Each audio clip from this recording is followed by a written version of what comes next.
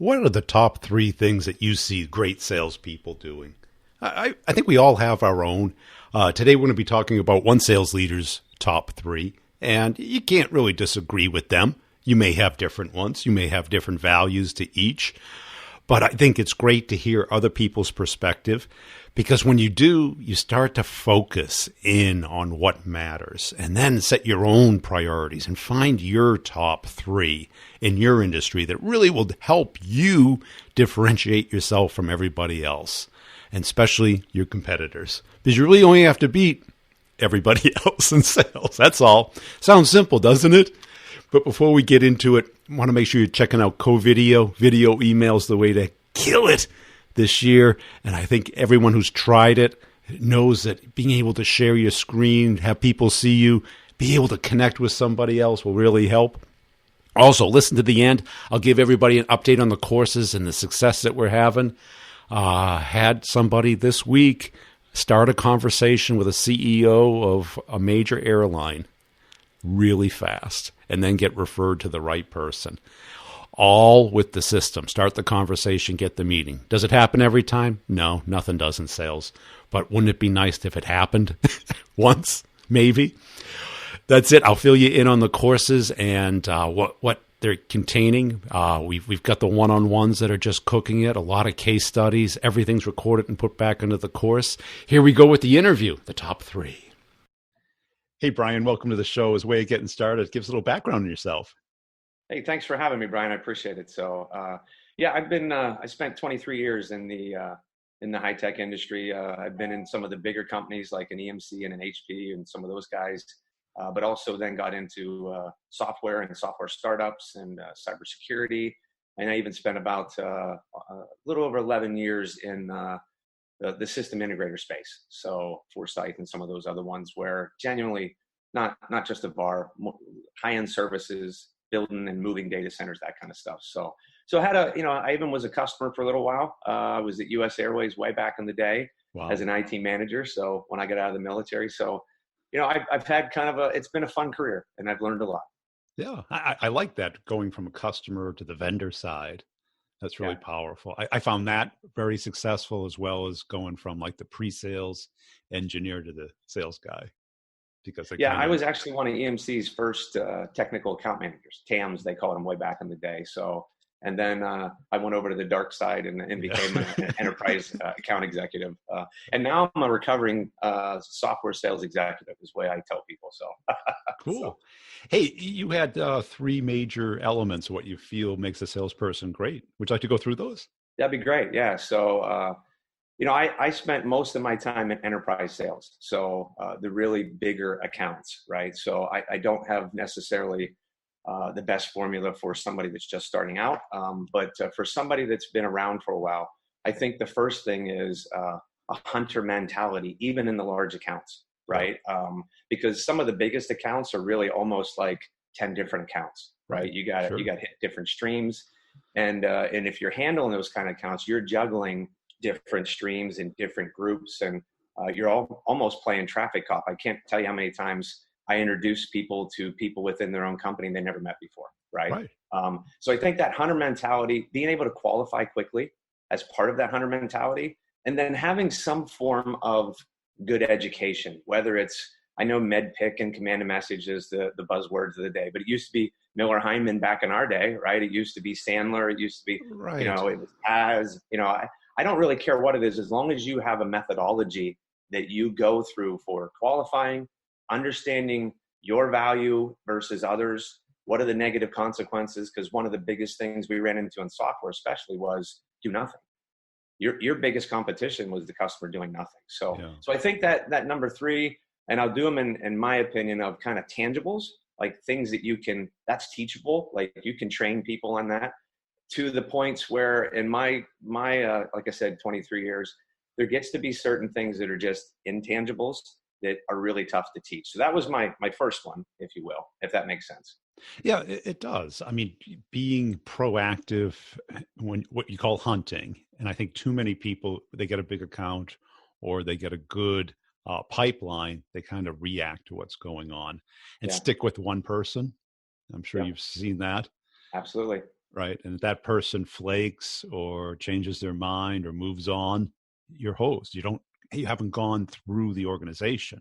And Right. that one person's opinion, although valuable, is not encompassing of what's going on in that company. Now, especially if it's a large account. I mean, you're like I said, you're building relationships with multiple streams, multiple groups of people that may not even know each other, and you got to truly understand. The thing I do like about like a med pick or command a message is I do like some of the terminology, like the difference between a coach and a champion, right?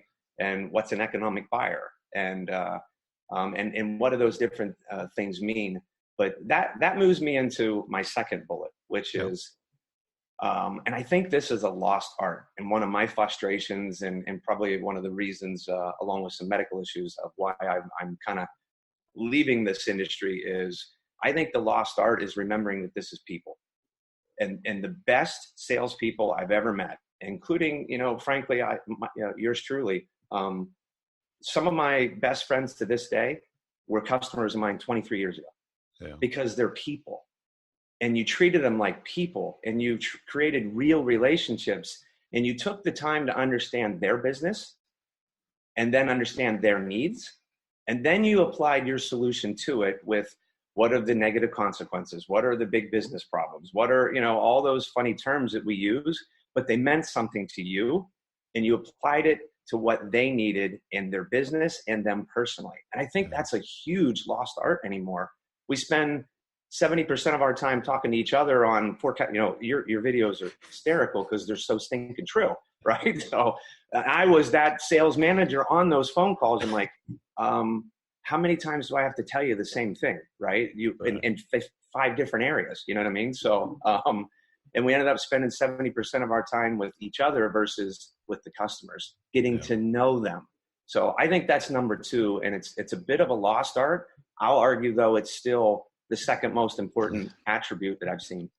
I've seen it too, and I think we're continuing going away from it instead of towards it. I mean, the big emphasis on inside sales, which is economically more effective, but I don't think customers love it when they're a big customer and you throw them into inside sales to make it right. cheaper. It's cheaper, but it's not as effective. Exactly, it's not. Because at the end of the quarter, what ends up happening? The VP of sales, the CEO goes and flies out to talk to the people that the inside salespeople have been trying to meet with. Right. And it's ineffective. And again, if you care about building long-term relationships, then you're going to use those people in the field. I mean, I had the cool opportunity to sell in just about every major geographic area in the United States because we moved around, and even I spent a lot of time in Western Canada. And no offense, but there's cultural things here too, right? I mean, you're not gonna sell a certain way into Western Canada, and usually, you want to have Canadian people selling in Canada versus somebody with a different accent, frankly. It's 23 years old calling into an area that they don't know the challenges of that geography, right? Some places have hurricanes, some places have other things, whatever it might be. And even the business challenges based on, it's a totally different government, right? Yes. On how totally different regulations, and if you don't know that stuff, you're going to look silly. You know what I mean? So, right. and it's like Groundhog Day, Brian, over and over again, I see companies trying to do this. So, and even the personalities are different, right? Because, I'm half Canadian, so I can say it, but people will smile and agree with you and then just go off and do what they want. And you're taking that as a positive signal. Yeah. And this sounds fluffy, but it's really neuroscience. I had an author on my other show talking about this, and that physical proximity is one of the elements of trust, meaning that the further you are physically away, even though you might be like, at least buy a second phone, what I mean? Or don't bring it out. I mean, show some respect to the fact that it's the art of understanding your customer, understanding their business and their personal needs, and then just being relevant and also respectful. To your point is, you don't show up in Nike wearing Converse, right? It's just, it sounds really simple, but you'd be amazed at how many people miss those details. And it matters. It matters. It does matter.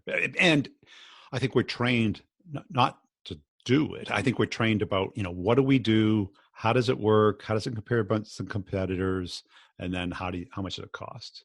We're not Right. trained about selling the problem we solve. And it's a big gap. It really is. And understanding their business first, I think, is the key to that. That's all they care about. Yeah. Then you apply your solution to their actual problem versus coming in and just throwing up your solution. And you don't even know if they need it yet. Yeah. You don't even know where it applies. Right. And they're not going to tell you their problem voluntarily. They're looking at you as a website. Okay, so what do you do? How does it work? How much does it cost?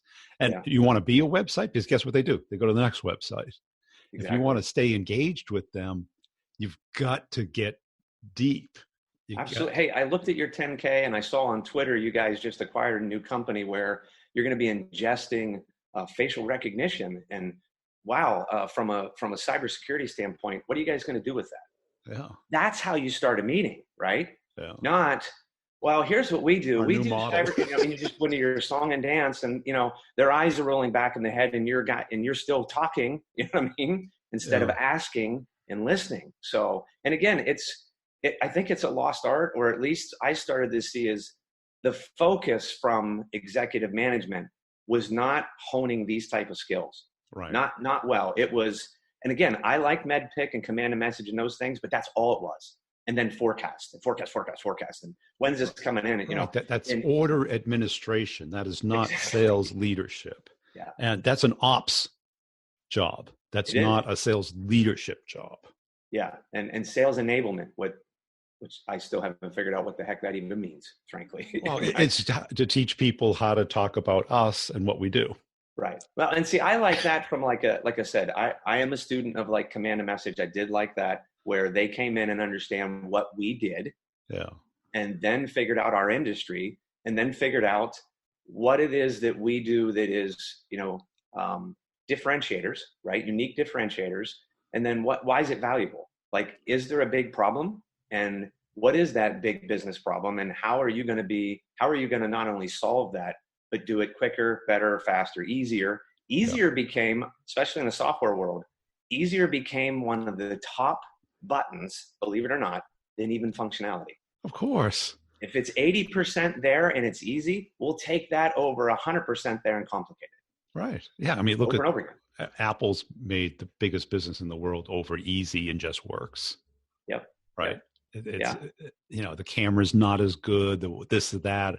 Who cares? It works. It works. Right. Because I'm not going to get to that level.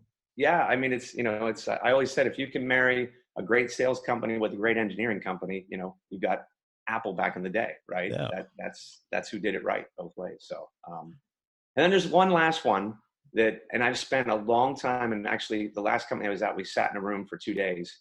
And you guys might all laugh at me, but it took a while to finally get to, but what's truly the number one thing that the top reps that I've ever known have over everybody else. And even I would say myself is I'm not as educated as others. I'm not as whatever it might be, but it's grit.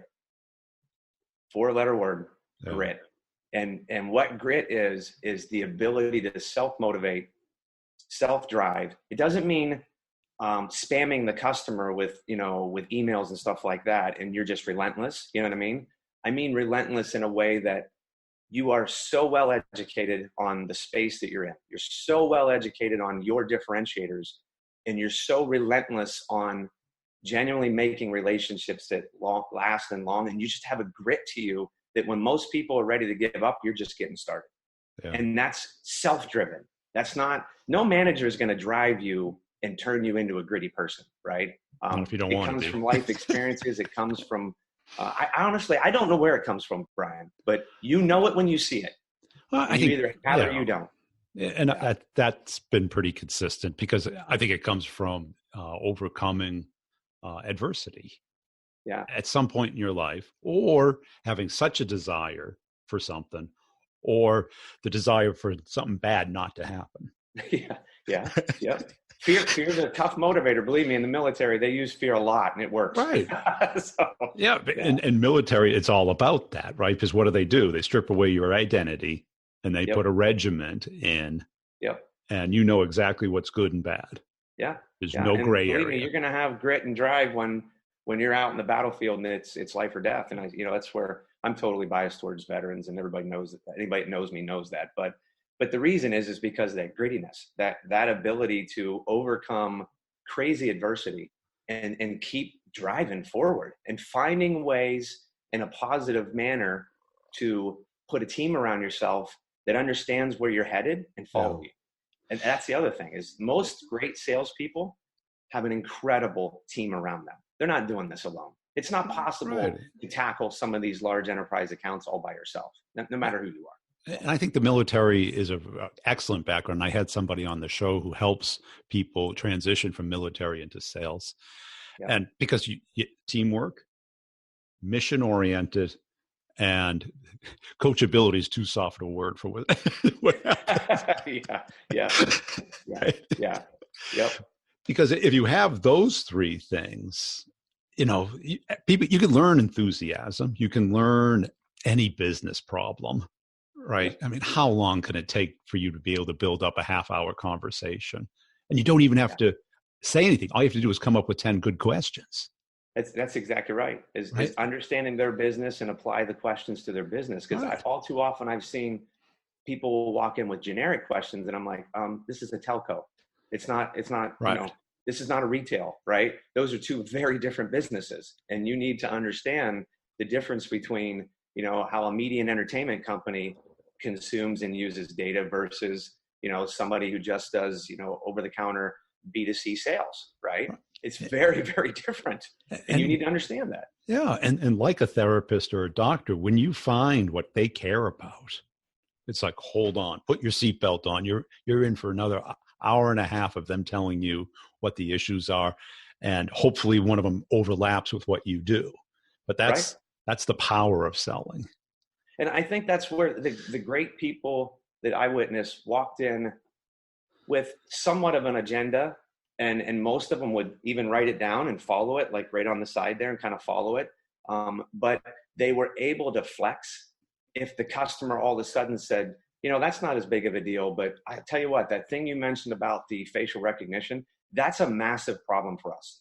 And then you got to be smart enough and patient enough to shut up and listen. Why? Why is it such a challenge? Yeah, and also kind of control the people in the room, because sometimes, look, I can say this because I used to be an SE and a TAM. You also got to control those guys from going down into a rat hole of, oh my gosh, there's the silver bullet. I'm going to jump in. Well, hold on. There might be 3 more silver bullets. Yeah. Just listen and just let them tell you everything that's going on. And then you can say, hey, do we have enough time to go through all of these? Or do you want me to focus on what would be the most critical thing of what you just mentioned that would be best for me to spend my time on? Yeah. Right. And they'll tell you, because they're people. Right. You know what I mean? And they have emotions, and they're just like you and me, right? And I think if you stay at that people level and you show them that you're a human being too, and you're doing your job. I never apologized for being a salesperson. I loved it. Yeah. I loved it, and I loved helping people. And I think, if you see the great ones, they love solving problems. Like, they're genuine, really good Rubik's Cube type solving problems people. Like, they look at your challenge as their challenge. That's the great ones. And then they build a team around them to solve it. One of the best compliments I usually got in a sales call was, are you in sales? Because I didn't talk about the product. I was like, what are you facing? Getting into the core issues. What do you care about? Because I knew how they were rewarded. They want to work on interesting things. They want it to work. They want their managers out of their way. They want cool new stuff that will enable them to grow their career and have fun during the day. Yeah, I think one of the best compliments I ever had, Brian, to your point, was a customer asked if I'd be willing to talk to their salespeople. So I was like, sure. Yeah, I can do that, but I think, like, another example to show where you actually care about someone is, I'll use T-Mobile as an example again, is, my company didn't have a single T-Mobile phone at the time. So I went back to my CEO and I said, hey, why don't we show these guys that we genuinely care? And if I can bring the CIO a brand new company that they've never sold into before, and give them a chance to turn us, then gosh, I would think that would carry a lot of weight in, and then I'd be tit for tat. Hey, by the way, I just got you a new sale. How about you help me in this area because we're really good in this area, and let me have a shop there. And lo and behold, that worked really well. Amazing. Why? Because I gave a crap about them, right? And I took the time to say, hey, I want to help you personally look really good in front of your executive management by bringing in, an opportunity that you never had before, right? And it's just thinking that way first. Right, because now that you are a customer of theirs, you're part of the tribe. That's right. An extended member, but still part of it. Hey, I had a badge. I got a badge after that, right? I could, I all of a sudden. Then you are the tribe, right? Then you're in. If you're a sales guy and you have a badge, then they actually like you. Yeah, right. So, you get licensed to roam. Yeah. Right. You're in the cave. Well, you're considered valuable, I think, is what it really comes down to. Is they see you less as, they know you sell. I mean, because like I said, I've never apologized for that. But they also know that you actually bring value and seem to care about them. And that's why you have a badge. So now, when you were hiring reps, what did you look for? I would do it in reverse, frankly. I would look for grit and that ability. So I think one of the greatest compliments you can get is that a customer leaves and goes to another customer and you're right back in there. Then you had genuine relationships. So I'll weed through, and sometimes even question. I'm like, okay, well, you know this account really well. Well, who do you know there really well? And then I'll back channel, right? Just to see, if they really do have that level of relationships. Because at the end of the day, your ability to hunt on your own, your ability to develop more relationships or bring relationships with you, and of course, to be an enterprise sales, you've got to have some kind of a MEDPIC or TAS or some kind of a methodology that you have adopted that works for you. I more want to see that you have one, not necessarily that what it is, right? Meaning I can teach you the new nomenclature of MEDPIC versus TAS or Miller-Heiman versus whatever, right? But what I don't have time to do in enterprise sales is teach you a methodology, right? That takes a long time. Right. And that's just the cookbook. It's the cooking of the book, how. And again, I can teach you what we do. Yeah. That's teachable. Right. I can even teach you how to look at, hey, you really should adopt the idea. It's a little bit of a gap I see in you is the difference between a coach and a champion. Let's work on that. But again, those are things you can work on. What I've learned is I look at getting to know the person, back channeling on the person. Yeah. Like, what do they do? Who are they really? And do they have that grit? Are they self-motivated? Are they coachable to where if I see something in their blind spot, they don't tell me to, pound sand or that I'm a jerk. They're like, they realize that, hey, that's a way for me to get better. Yeah. And he's trying to help me, right? Yeah. Or she's trying to help me. So anyways, I think when I'm looking and when I brought a lot of the salespeople over that did the best for me was one, they usually worked for me before, but if it was brand new, that's what I was looking for. I was looking for, what relationships do you genuinely have? Do you have a methodology that you followed and have been successful at it? And do you have the grit to grind it out day after day after day? Because it can be a grind in what we do. It is. It is. Because even when it's good, it's only good for a quarter. Right. You still flip back to zero on January 1st. Right. Or whatever you get the handicap. You're still a loser. You're it's funny. My wife would always say is, these club trips that we'd all go on and like, how many times do you guys have to tell each other you're amazing? Before you guys flip over and now you're a loser again, January 1st, right? Right. Back to zero, right? What other career does that? Yeah, right. Right. You're a ball player. Next season, they don't start you over at 1 million. You're still at 15 million, right? That's right. Sales is the only thing. It's a very difficult job. And that's why I look for that grit more than anything, because you've got to be able, especially if you're playing at the enterprise level, you're against the best of the best, right? So your game is going to have to be better than people that the other guys are hiring or other gals are hiring that are their best, right? So you have to have that grit above and beyond everything else, beyond education, beyond, because more and more I notice that no offense to a college education, a master's degree, that's all great. But I will tell you, I would take somebody who's gritty and has relationships and has at least some kind of methodology over any degree. Yes. All day long. All the time, right? Because, yeah. And what do you see on a resume without talking to somebody? What do you look for in grit? Evidence? Is it military? I'm looking for that experience. I'm looking for some level of longevity at least somewhere where they, you see somebody that's bounced around.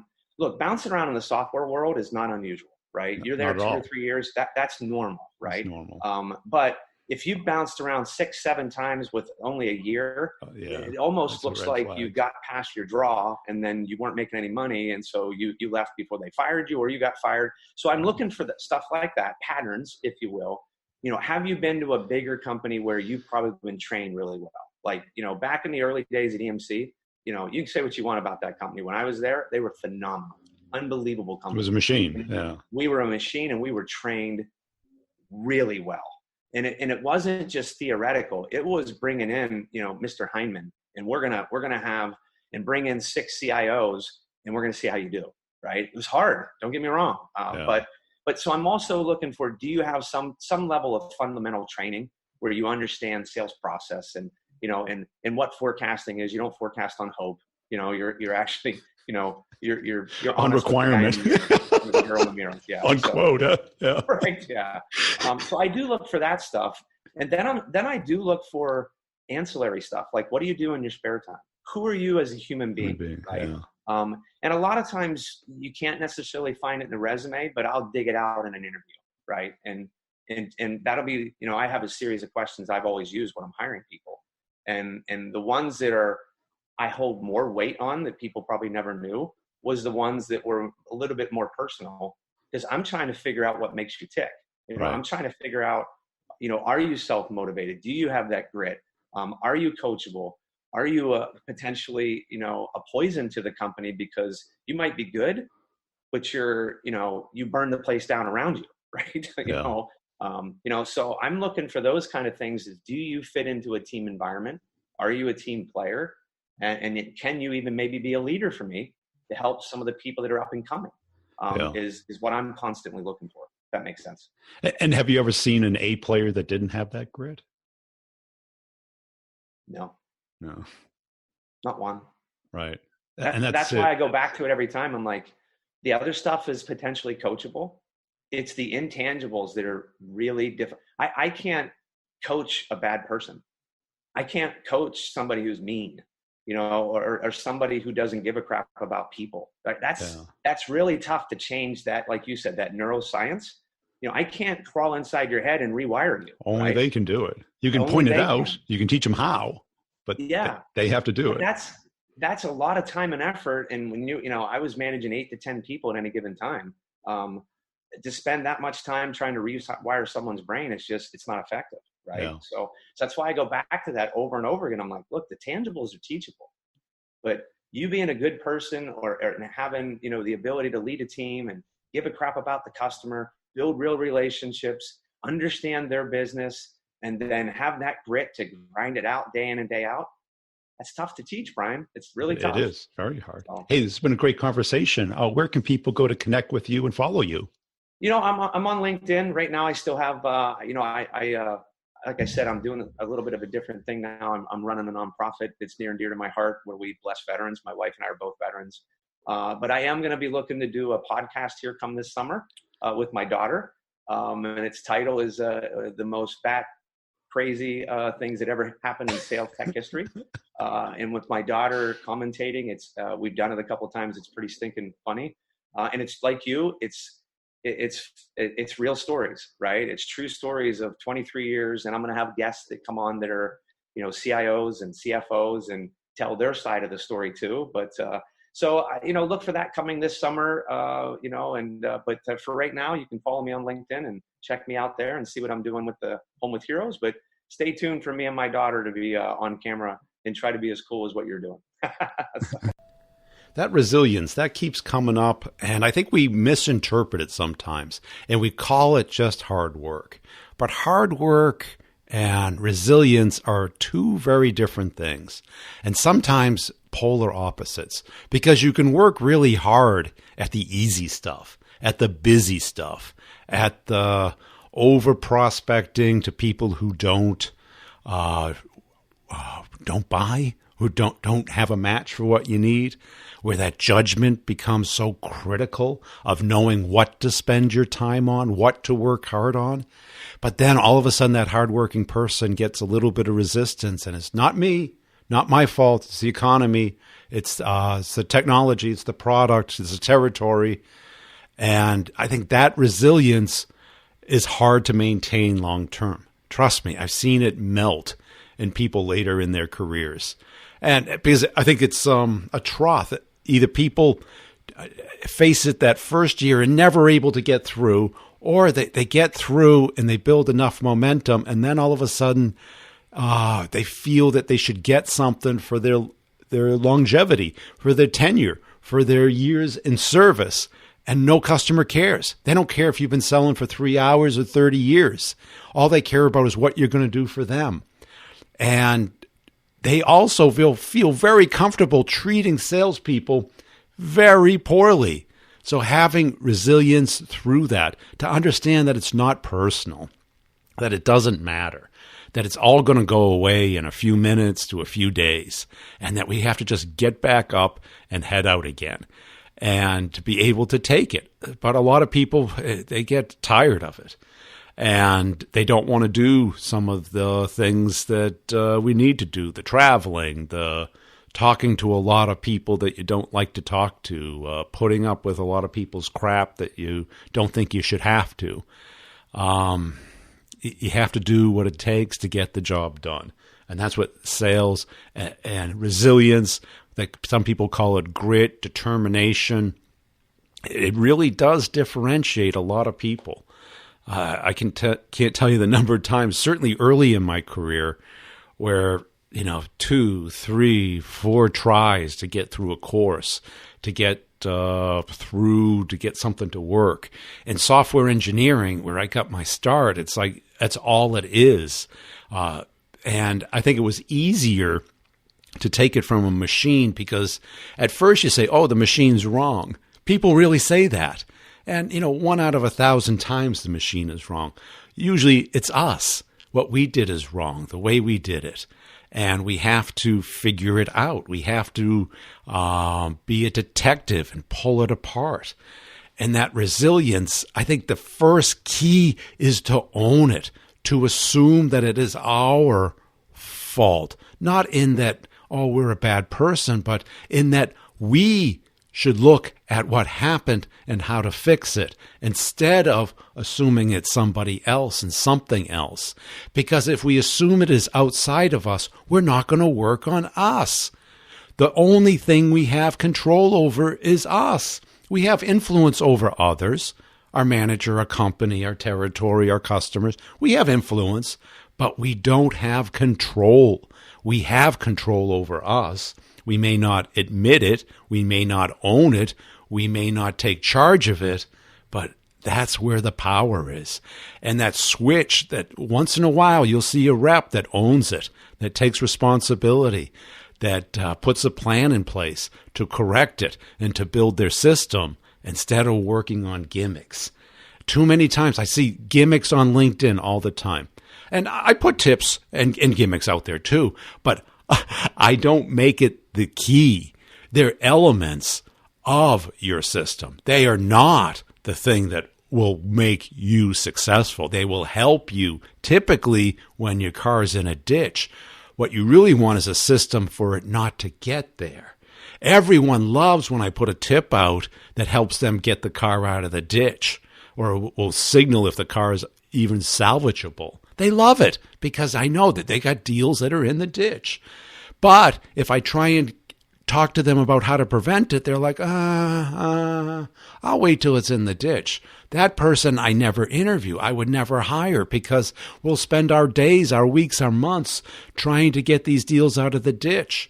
And everyone loves to rush. What we need to do is take our time to get to yes. We live in the world of no. You don't have to go for the no. I hear this all the time. Get the no fast. You're already there. You don't have to ask for a no. You're there. They're at no. I'm telling you right now, the whole world's at no.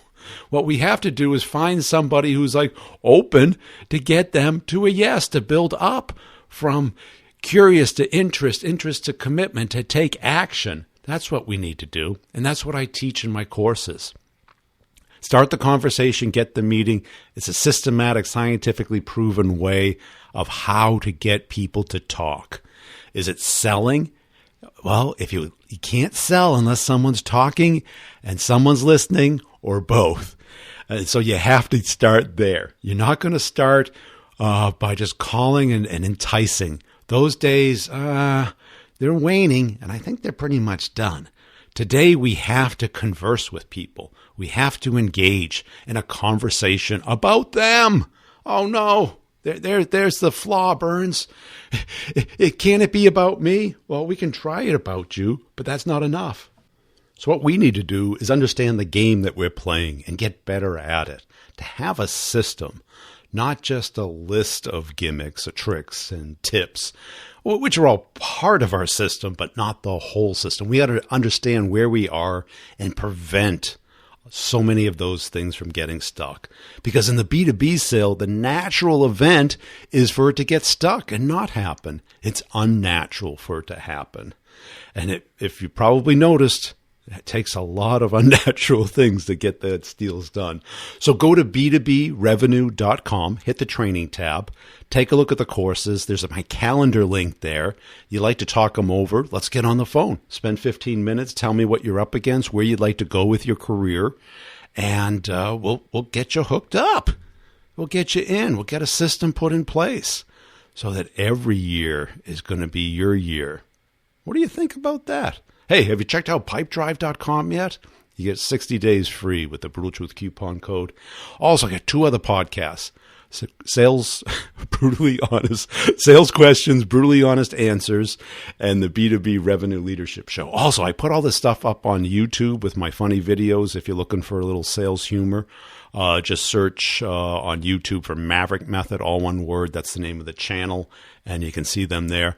And there's a video representation of the podcast as well, so you get to see everyone's smiling face if you happen to be a YouTube person, or you're just looking for a good laugh. Maybe share some sales humor. We'll see you next time.